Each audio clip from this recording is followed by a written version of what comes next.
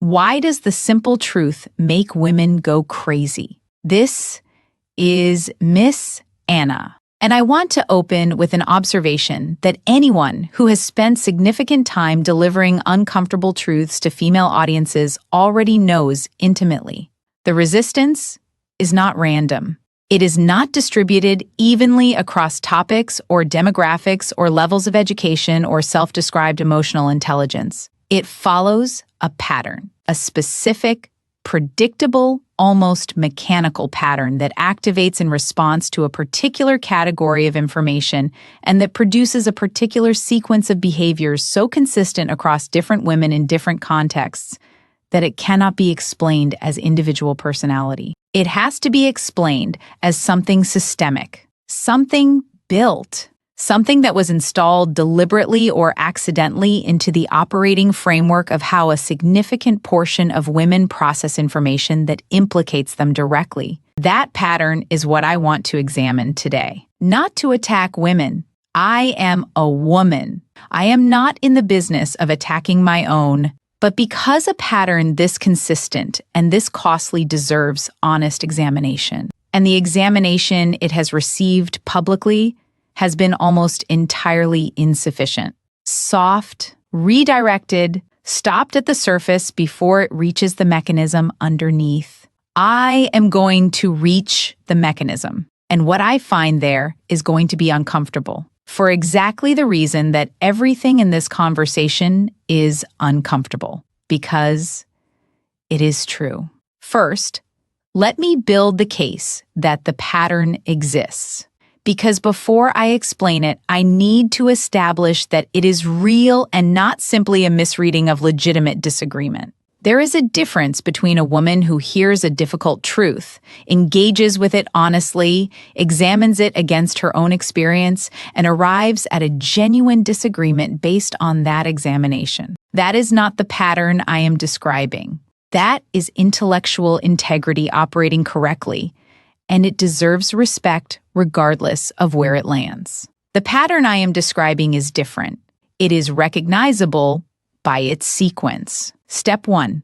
The difficult information is delivered, not cruelly, not with malice or condescension or the specific pleasure of a person who enjoys causing pain. Simply, directly, as a statement of observed reality that has evidence behind it. Step 2. Before the information has finished landing, before it has been examined or considered or held up against personal experience to assess whether it fits, the defensive architecture activates, the shoulders tighten, the expression changes. Something behind the eyes shifts from reception to rejection. The information has been categorized not as something to examine, but as something to defeat. Step 3. The redirect. The subject of the conversation was her behavior, her patterns, her contribution to a dynamic she is suffering inside. Within seconds, the subject is his behavior, his patterns, his failures. The conversation has been relocated from the territory that was making her uncomfortable to the territory that confirms what she already believed. She did not address what was said. She evacuated the address and built a new one somewhere safer. Step 4. The minimizing. The difficult information is reframed as an oversimplification, as something true in extreme cases but not applicable here, as a generalization that fails to account for the specific nuances of her particular situation, which are, she will explain at length, more complex than whatever framework was just offered. Step 5. The personal attack. The messenger is now the subject. Her credentials are questioned. Her motivations are interrogated. The information she delivered is reframed as evidence of her own unresolved issues, rather than as a legitimate observation about the person it was directed at. The message is abandoned entirely, and the trial of the messenger begins. Step 6. Exit. She leaves the conversation. She clicks away. She announces in a comment that this content is toxic and harmful, and she will not be engaging with it. She departs with her original position entirely intact, having processed nothing, changed nothing, and protected herself completely from the only thing that had the actual capacity to help her. That is the sequence. And I have watched it run so many times in so many variations across so many different women and topics and contexts that I no longer have any doubt that it is a pattern rather than a coincidence. The question is what produces it. Second, let me examine the mechanism, because the sequence I described does not generate itself. The mechanism has three components, and they work together so efficiently that dismantling one without understanding all three produces only partial and temporary disruption. The first component is identity fusion.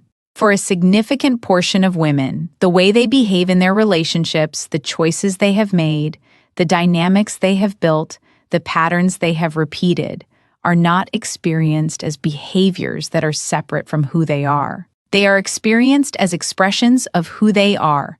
The behavior and the self are fused in a way that makes any challenge to the behavior feel like a challenge to the person. This is not unique to women. Men experience versions of it, but the specific domain in which it operates most powerfully for women is the relational domain. Her choices about how she loves, how she communicates, how she handles conflict, how she treats the people closest to her. These are not just things she does. They are, in her experienced self-concept, what she is. So when someone says your behavior in this relationship is producing outcomes you do not want, she does not hear, here is information about a behavior that can be changed. She hears, you are defective. You are the problem. You are not who you believed yourself to be. And the response to that hearing is not examination. It is self-protection. Because the self that is being threatened is not an abstraction. It is the entire architecture of her identity as a loving, caring, well-intentioned person who is trying her best. The second component is the validation infrastructure. This one has been built deliberately, and it has been built at scale. The environment in which most modern women process information about themselves and their relationships is an environment that has been specifically engineered to produce validation rather than honesty. The friend group that agrees with everything. The therapist who centers her experience without examining her contribution.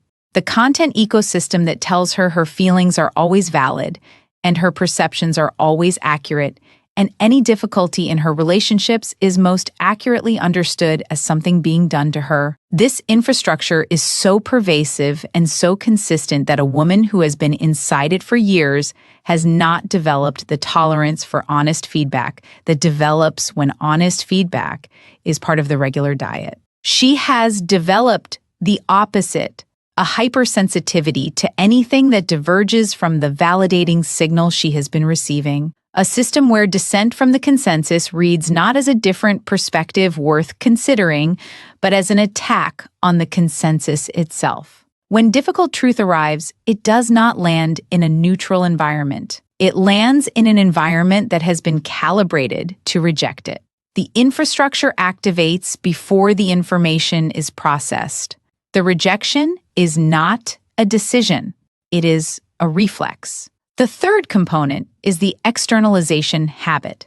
Somewhere in the formation of how many women process difficulty, a default was set. When something is wrong, the analysis begins outside the self. The cause is located in the environment, in other people, in circumstances, in systems, in anything that is not the interior landscape of the person experiencing the difficulty. This default produces a specific cognitive pattern. Every difficult experience is processed through the filter of what was done to her, rather than what she contributed. Every relationship failure is examined primarily through the lens of his behavior, rather than the dynamic between them. Every persistent pattern in her life is explained by the consistency of external factors, rather than the consistency of what she brings to different situations. The externalization habit is comfortable because it is protective. A person who locates all causes outside herself is a person who is never responsible for her own suffering. And not being responsible for your own suffering is, in the short term, a relief. In the long term, it is a prison, because a person who is never responsible for her own suffering is also never capable of ending it. The power to change an outcome lives in the same place as the responsibility for producing it. You cannot have one without the other. Third, let me examine what the pattern costs. Because the sequence I described is not free, the most immediate cost is the loss of the information itself. Every time the defensive sequence runs, every time the redirect fires and the minimize deploys and the messenger goes on trial, the information that was delivered is lost. Not permanently, in every case, but in the moment. And if the moment is the only window in which that information had a realistic chance of producing change, the loss is permanent in its effect. The woman who is losing her husband to emotional distance and who deflects every honest observation about her contribution to that distance is not protecting herself from an attack. She is protecting herself from the only dataset that has the actual power to change the outcome. The outcome she says she does not want. The outcome she is actively producing while defending against every accurate description of how. The second cost is relational. The people in her life who have tried to deliver honest feedback and who experience the sequence I described learn something from the experience. They learn that honesty is not welcome, that the cost of delivering it, the conflict, the accusations, the personal attacks, the sustained campaign to discredit both the information and the person who delivered it is not a cost worth paying, so they stop paying it. They become validators, not because they believe everything is fine, because they have learned that fine is the only acceptable report, and that any other report produces consequences they are not willing to keep absorbing. She now interprets their validation as evidence that she is right. She does not see that she trained it. She does not see that the agreement surrounding her is not organic. It is the product of a selection process that eliminated everyone willing to tell her the truth and retained everyone willing to tell her what she wants to hear. She has built an echo chamber so complete that no honest sound can get inside it. And she experiences the silence of genuine challenge as peace, rather than as the specific kind of isolation that precedes every preventable crash. The third cost is developmental. Growth requires friction, not the destructive friction of cruelty or abuse, the productive friction of honest challenge, of being told that something you are doing is not producing what you want it to produce, and being given the opportunity to examine that observation and decide what to do with it. A woman who has systematically eliminated that friction from her environment has eliminated the primary mechanism of her own development. She is not growing.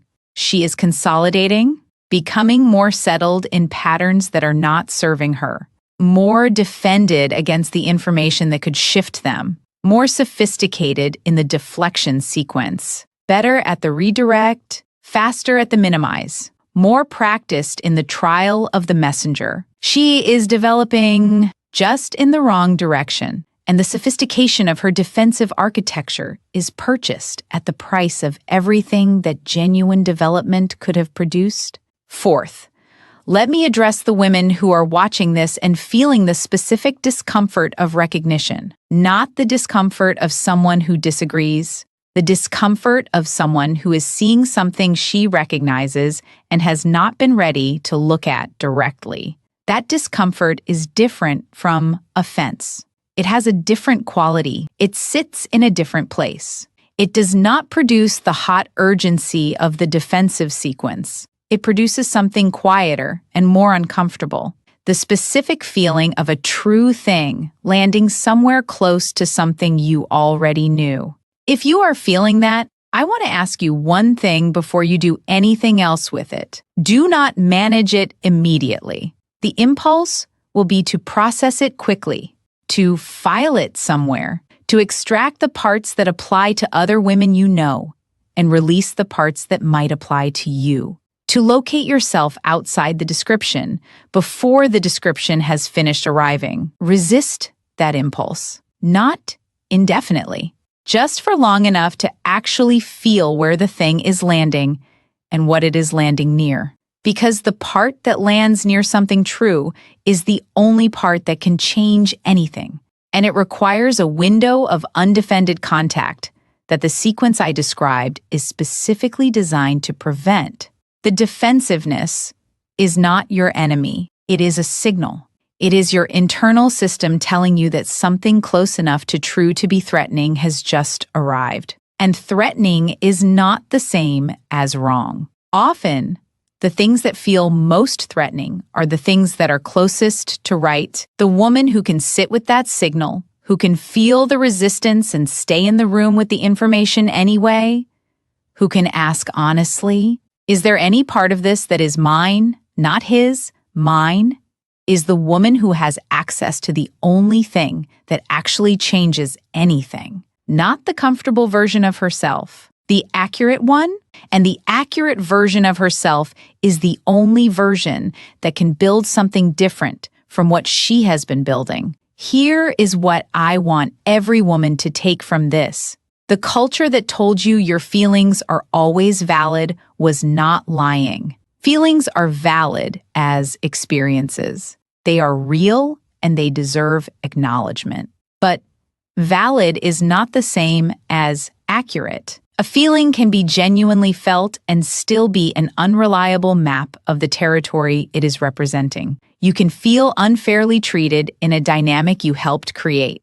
You can feel misunderstood by a person you have not allowed to understand you. You can feel like the victim of outcomes you produced. The feeling is real. The interpretation is not automatically correct. And a woman who has been taught that the feeling and the interpretation are the same thing, that to validate the feeling is to confirm the interpretation, has been handed one of the most expensive errors available in a human life. She has been handed the error of the closed feedback loop, where her feelings confirm her interpretation and her interpretation generates her feelings, and the loop runs without any honest input from outside it, and she becomes more and more certain of a story that is costing her the things she says she wants most. Breaking that loop requires one thing: the willingness to let something in from outside it, not everything, not the cruel thing or the malicious thing or the thing delivered by someone who does not care what it costs you. The